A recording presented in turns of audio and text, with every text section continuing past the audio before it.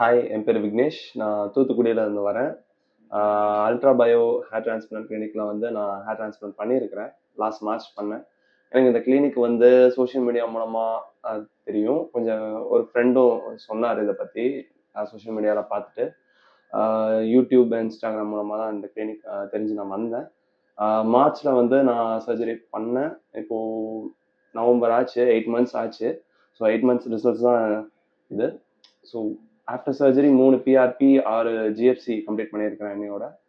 சர்ஜரிக்காக நான் 2 days stay பண்ணுற மாதிரி இருந்துச்சு இந்த கிளினிக்கில். ஸோ எல்லாமே ஏசி ரூம்ஸ், ஃபுட் எல்லாமே அவங்களே ப்ரொவைட் பண்ணிட்டாங்க. ஸோ ரொம்ப கம்ஃபர்டபுளாக ஃபீல் பண்ணேன்.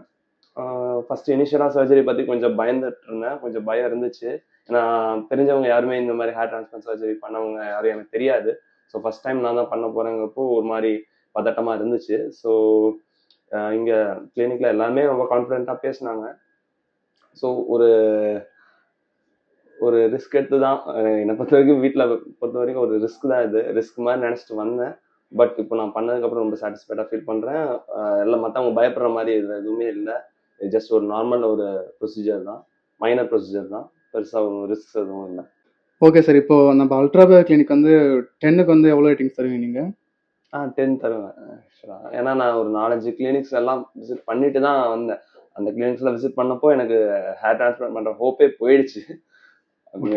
அந்த மாதிரி ஏன்னா நிறைய பேர் பண்ண முடியாதுன்னு சொன்னாங்க, நிறைய பேர் ரொம்ப காஸ்ட்லியாக சொன்னாங்க, எக்ஸ்பென்சிவாக சொன்னாங்க. ஸோ இங்கே வந்தப்போ எனக்கு எல்லாமே வந்து அஃபோர்டபுள் ப்ரைஸில் கரெக்டாக இருந்துச்சு. ஸோ 10 கொடுப்பேன்.